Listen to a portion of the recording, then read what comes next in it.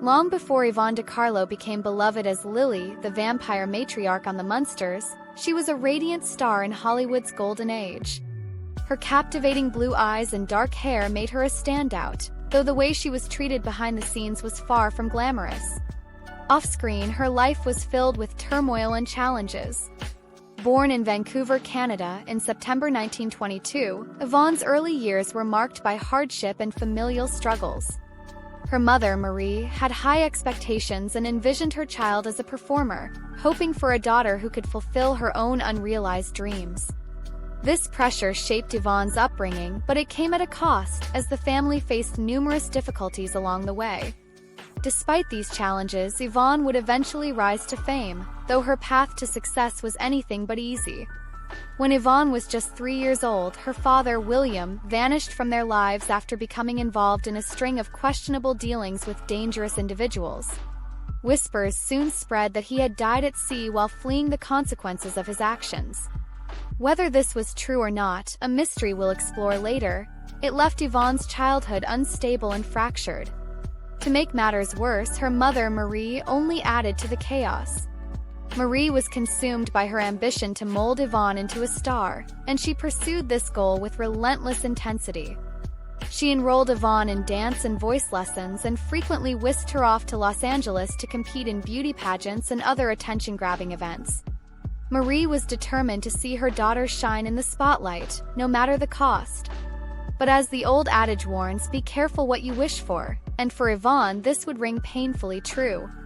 Marie's belief in her daughter's potential wasn't misplaced. Yvonne blossomed into a stunning young woman with undeniable charisma.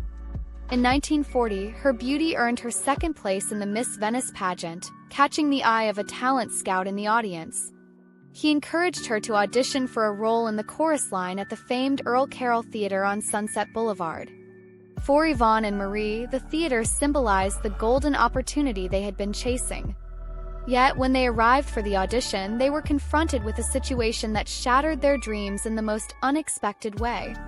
Yvonne De Carlo arrived at the audition with her mother, hopeful and eager to showcase her talent.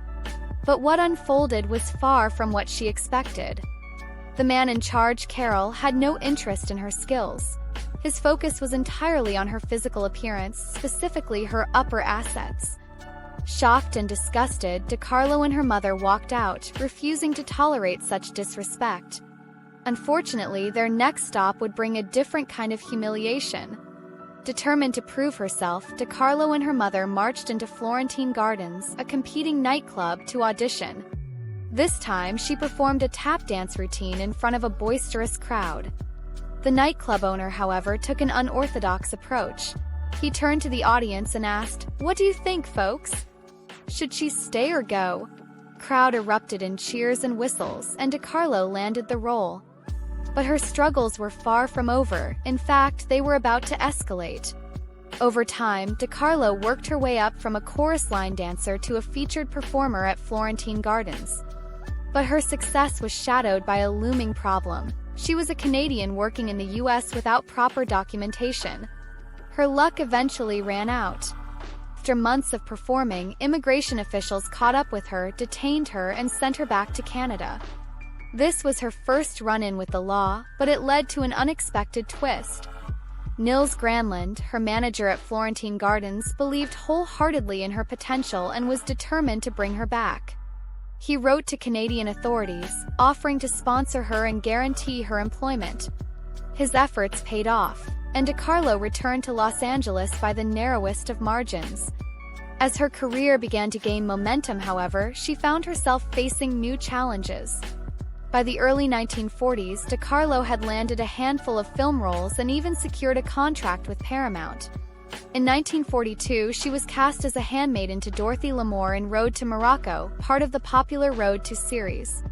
While this was a significant opportunity, it came with a downside. De Carlo was quickly labeled a threat to Lamour, sparking her first professional rivalry. At the same time, De Carlo's personal life was beginning to heat up, adding another layer of complexity to her already tumultuous journey. Shortly after signing her contract with Paramount, Yvonne De Carlo crossed paths with director Billy Wilder, who was on the brink of creating his iconic film Double Indemnity. The young, radiant actress and the seasoned filmmaker quickly became entangled in a whirlwind romance. De Carlo would later describe Wilder as the first love of my life, though she also admitted he was the complete opposite of her ideal man in appearance. It wasn't exactly the most stable foundation for a relationship, and it showed. Their affair was far from straightforward. Wilder was still legally married, though separated from his wife, and the pair carried on their relationship in a modest rented apartment. It was hardly the glamorous love story one might expect in Hollywood. For De Carlo, the situation grew increasingly complicated. Wilder, still reeling from the end of his marriage, seemed to be using their fling as a rebound. De Carlo, however, was blindsided when he abruptly left her for another rising starlet, Doris Dowling. Heartbroken and betrayed, De Carlo channeled her pain into the only form of revenge she knew, success. And succeed she did. Just as her relationship with Wilder crumbled, a career-defining opportunity emerged. Producers were searching for an actress with an exotic look to play Salome in the upcoming film Salome, where she danced. Against staggering odds, De Carlo beat out 20,000 other women for the role. But there's more to the story than meets the eye. Rumor has it that De Carlo secured the part thanks to a group of Royal Canadian Air Force pilots who championed her as their favorite pinup girl. The truth, however, is a bit more calculated. De Carlo had two pilot friends who rallied their comrades to launch a PR campaign on her behalf. It was a clever move, and it worked like a charm. Salome, where she danced, catapulted De Carlo to stardom, transforming her into a glamorous screen siren and a bona fide pinup sensation. While the film itself received mixed reviews, audiences flocked to see her mesmerizing performance. Critics praised her striking beauty, with one noting she possessed all the looks a girl could ask for. The role also earned her a new contract with Universal Studios, solidifying her place in Hollywood. But as with many chapters in De Carlo's life, just as things seemed to be looking up, chaos was waiting in the wings. Shortly after Salome's release, De Carlo encountered a man who would turn her world upside down, Howard Hughes. The eccentric millionaire and notorious Hollywood playboy made an unexpected appearance at a film release party in her hometown of Vancouver. Hughes, known for his unconventional pursuit of starlets, had a peculiar reason for being there. He admitted to having seen Salome, where she danced 5 times and flew all the way from Los Angeles just to meet her. Despite his odd behavior, De Carlo didn't turn him away. In fact, she felt a strange sense of pity for Hughes, describing him as lanky, underfed, and remarkably sad. Against her better judgment, and seemingly ignoring the lessons she'd learned from her relationship with Wilder, she decided to give him a chance. It was a decision she would soon regret. Their romance ignited almost instantly, but it was anything but healthy. While De Carlo quickly fell for Hughes, he remained distant and emotionally unavailable. He would take her on flights in his private planes, teaching her how to take off and land but never how to actually fly, a metaphor for their relationship if there ever was one. Despite the glaring red flags, De Carlo clung to the hope that Hughes might change. But change never came. Hughes refused to publicly acknowledge their relationship or commit to her in any meaningful way. Predictably, their affair fizzled out almost as quickly as it began. The breakup left De Carlo devastated, and this time the emotional toll pushed her to the edge. Just as her career was reaching new heights, her personal life was spiraling out of control. Yvonne De Carlo's early romances with Billy Wilder and Howard Hughes were just the beginning of her tumultuous love life as a Hollywood starlet. After her split from Hughes, she embraced her newfound freedom with gusto, diving into high-profile flings with actors like Robert Stack and Burt Lancaster. Her very public dating life earned her the nickname Hollywood's #1 bachelor girl from the press, a title that was equal parts flattering and mocking. But with her striking looks and magnetic charm, it was hard to fault her for living life to the fullest. However, when De Carlo finally decided to settle down, things took a disastrous turn. In 1947, while filming the noir Brute Force alongside Burt Lancaster, she found herself drawn to fellow actor Howard Duff. Despite her recent wild streak, the two quickly became engaged. On the surface, it seemed like a fairy tale. Even the studio bosses, notoriously controlling about their stars' personal lives, gave their blessing. But beneath the surface, trouble was brewing. De Carlo later admitted that she and Duff had almost nothing in common. Her attraction to him seemed rooted more in his willingness to commit, something she had never gotten from Hughes, than in any genuine connection. Till she was determined to make it work. That is, until she discovered Duff's dark secret. He was a heavy drinker, and his addiction was spiraling out of control. Faced with the harsh reality of his behavior, De Carlo made the difficult decision to call off the engagement, even as the Hollywood gossip columns buzzed with anticipation of their wedding. The breakup left De Carlo at yet another low point, and as always, she sought solace in a new relationship. This time, however, her choice was anything but ordinary. During a visit to Hollywood, Prince Abdul Reza Pahlavi of Iran became smitten with De Carlo and swept her off her feet. Their whirlwind romance even took her to his royal palace in Tehran, adding a touch of glamour to her already dramatic life. Though the relationship eventually fizzled out, it left De Carlo with a renewed sense of ambition and a desire to push her career in a new direction. At the time, De Carlo was best known for her roles in colorful Technicolor musicals and costume dramas, earning her the title of Queen of Technicolor 3 years in a row from Hollywood Cameramen. But De Carlo was growing tired of these lightweight roles. She yearned for more serious, dramatic parts, particularly in the gritty world of film noir. When she landed a role in Criss Cross opposite Burt Lancaster, she thought it was her chance to prove herself as a versatile actress. Instead, it turned into a nightmare. Critics panned her performance as uneven, and her dreams of becoming a respected femme fatale were dashed. To make matters worse, a director on her next film, Buccaneer's Girl, casually dismissed her as not a first-class star, but she came in on schedule. Comments stung, reducing her to little more than a reliable worker rather than the artist she aspired to be. Defeated, De Carlo returned to the Technicolor films she had outgrown, though her heart was no longer in them. One of the most painful moments of this period came when she was cast alongside her ex-fiancé, Howard Duff, in Calamity Jane and Sam Bass. The reunion was awkward and uncomfortable, a stark reminder of her failed engagement and the personal struggles she had endured.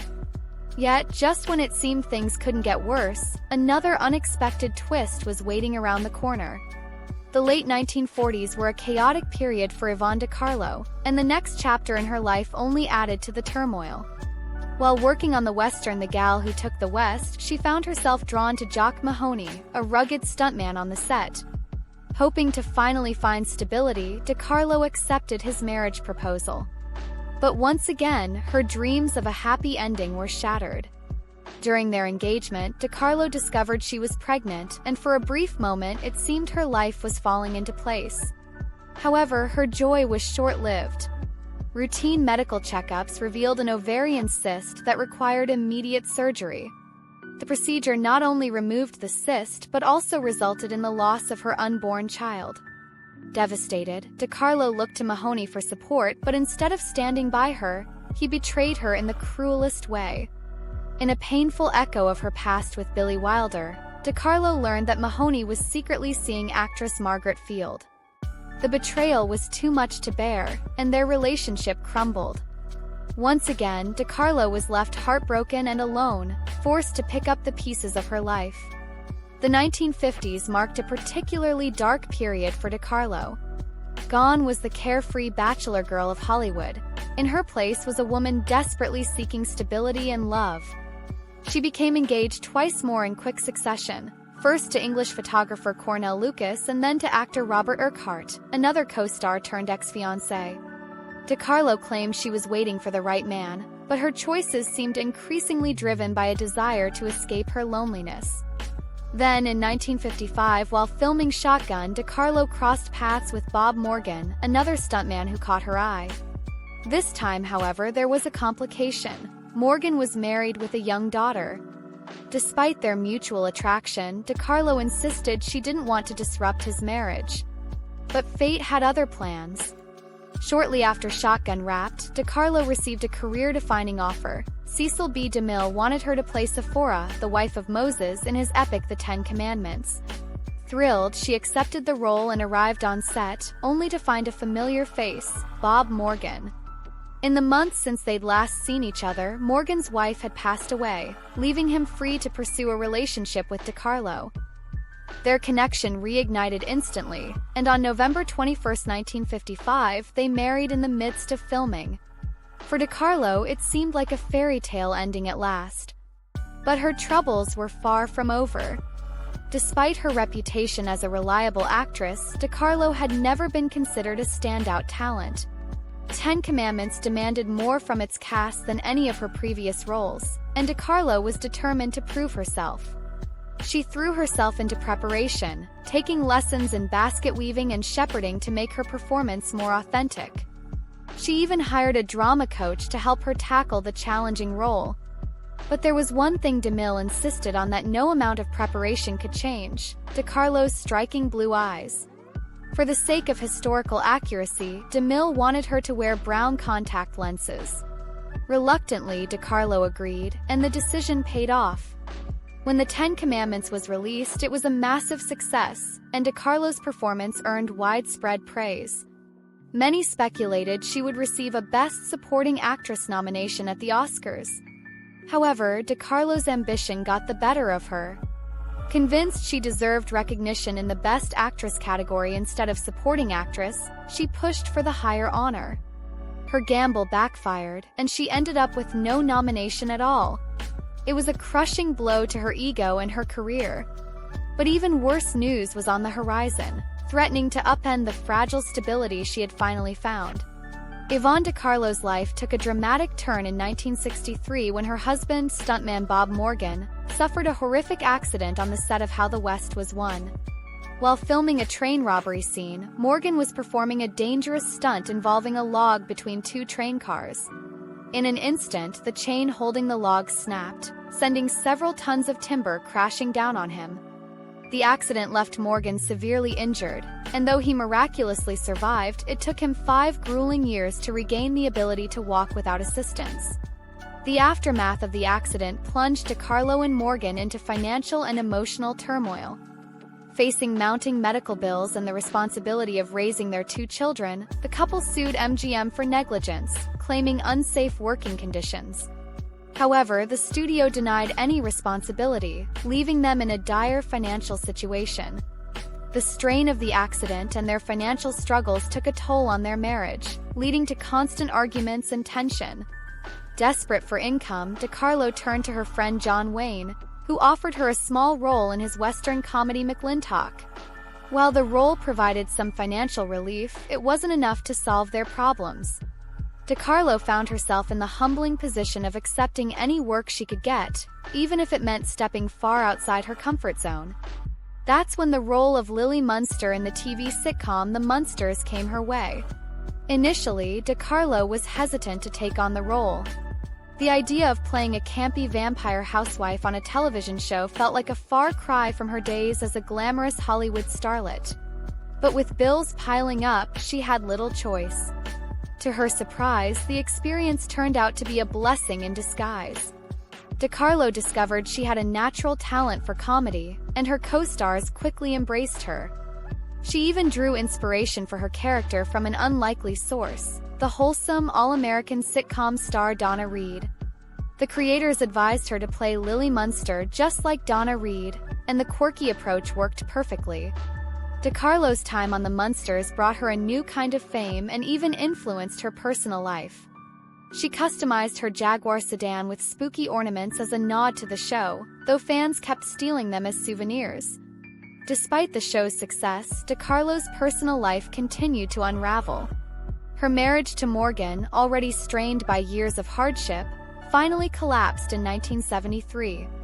The couple divorced, citing irreconcilable differences, and De Carlo found herself starting over once again. In the years that followed, De Carlo reinvented herself yet again, this time on the Broadway stage. Composer Stephen Sondheim cast her in his musical Follies, a show about aging stars reflecting on their pasts. De Carlo's performance of the song "I'm Still Here" became a highlight of the production, earning her critical acclaim and proving her resilience as a performer. However, her personal life remained tumultuous. The death of her son in 1997 left her devastated, and a minor stroke shortly afterward led to her spending the final years of her life in a care facility. She passed away in 2007 at the age of 84. In her later years, De Carlo became increasingly candid about her past. In her 1987 autobiography, she revealed intimate details about her romantic life, including relationships with 22 lovers, many of whom were Hollywood A-listers. She also shared her disdain for conventional Hollywood types, admitting she valued character over looks and even musing that someone like Albert Einstein would have been her ideal match. In a shocking revelation during a 1975 interview, De Carlo disclosed that the man she had always believed to be her father, William Middleton, was not her biological parent after all. She claimed her real father was of Polynesian descent, though she never provided specific details about his identity or what became of him. This revelation added another layer of complexity to her already tumultuous family history. As for Middleton, the man she had long believed to be her father, there is no definitive evidence to confirm whether he truly died at sea or simply disappeared from her life. De Carlo's autobiography and interviews suggest that she never had a close relationship with him, and his absence left a lasting impact on her. Whether he perished at sea or simply walked away, his disappearance became a defining part of her personal narrative, contributing to the sense of resilience and independence that characterized her life and career. Ultimately, the full story of Yvonne De Carlo's father, both the man she thought was her father and her biological parent, remains a mystery, much like many other aspects of her fascinating and complex life. De Carlo's life was a roller coaster of triumphs and tragedies, but through it all, she remained a survivor, reinventing herself time and time again in the face of adversity. Thanks for watching. For more videos like this, please subscribe and click on the notification bell.